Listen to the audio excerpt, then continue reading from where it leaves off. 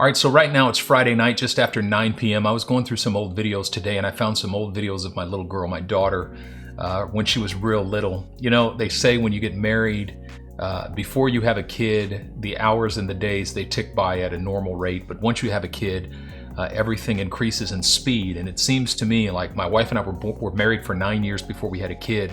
And those 9 years seemed to last 9 years. Then Alethea was born, and all of a sudden, every year went by in like 3 months.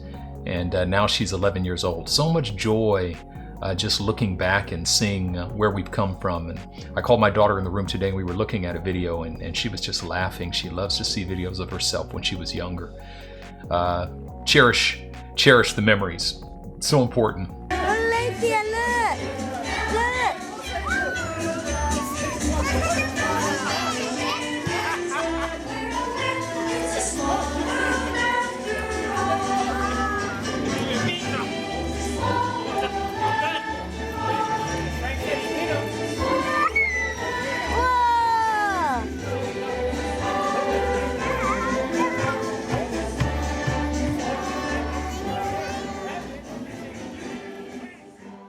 All right, I'm going to make this video real simple. What I want to do is give you 3 keys for decreasing anxiety and increasing joy in the midst of difficult seasons in your life.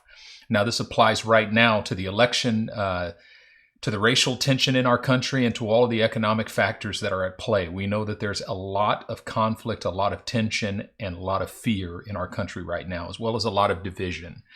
So I'm going to give you 3 keys that will help you during this season and any season in which you encounter difficulty. 3 keys for decreasing anxiety and increasing joy in the midst of difficult seasons in your life. The first key, show love to the people who disagree with you.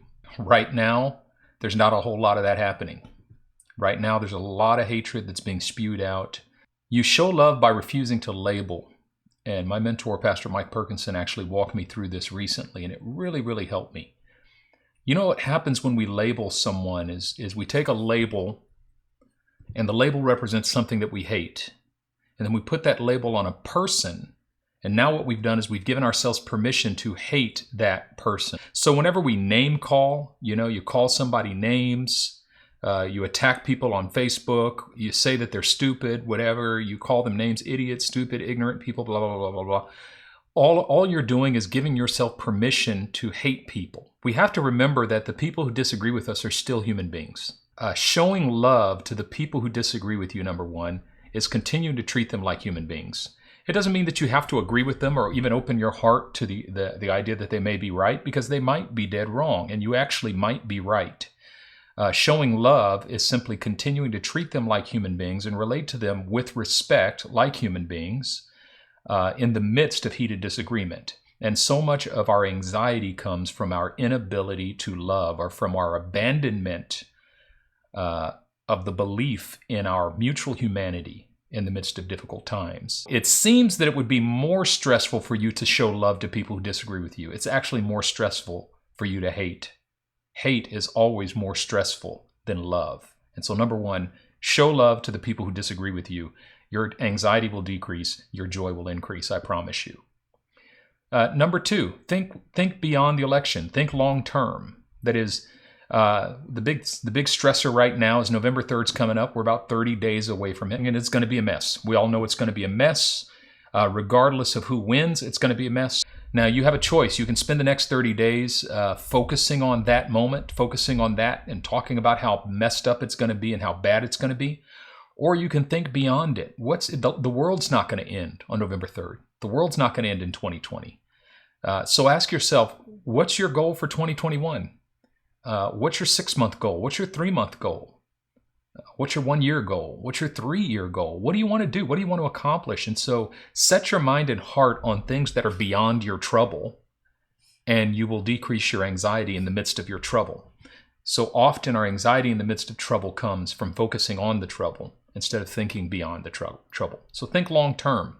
And then the 3rd and final key that I'll give you tonight is do the thing you were born to do. That's just so simple, but it's actually incredibly important. If you were born to write every day. That is, if you were born to write, every day that you do not write is going to be a day in which your anxiety is going to increase. Oftentimes, the anxiety we feel in the midst of trouble has nothing to do with the trouble. It has to do with our refusal to do the thing that is on the inside of us crying out to be done. You know, one of my favorite books was written by Steven Pressfield. It's called The War of Art. And there's a link actually down in the description of this video, The War of Art by Steven Pressfield. It's one of those books that I've read multiple times. And matter of fact, it's probably time for me to read it again. But Steven Pressfield, he's a very famous writer. He wrote The Legend of Bagger Vance and a bunch of other novels.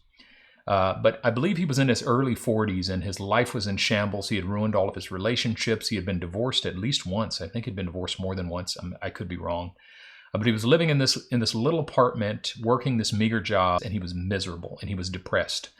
And one night in the midst of his depression, he opens up his closet, pulls out his typewriter, throws it on the table, and sits down and forces himself to write for 2 hours. And when he was done writing, he threw away, immediately just crumbled up and threw away everything he wrote. But there was this sense of relief. It wasn't about the product of doing the thing he was born to do. It was simply about the practice of doing the thing he was born to do. And suddenly he found that his depression lifted in that moment, and the anxiety lifted in that moment. And he looked into the kitchen and noticed that the sink was full of dishes, and so he went in and started washing.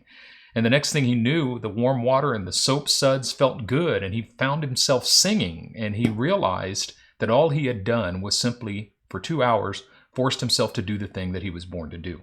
You don't even have to do it successfully. You don't even have to do it well. You just have to do it consistently.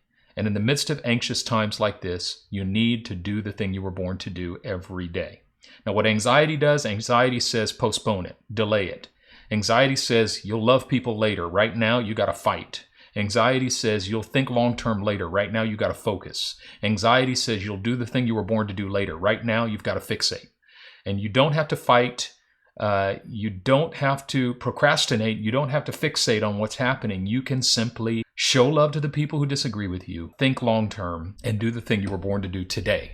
So listen, before I let you go, if you liked this video, please like this video. Okay, that's integrity. If you liked the video, like the video. Second, do me a favor and hit the subscribe button. Subscribe to my channel. That will really help me. I would really, really appreciate that. All right, I can't wait to get some more important content out that I hope is going to improve the quality of your life. Have a great week.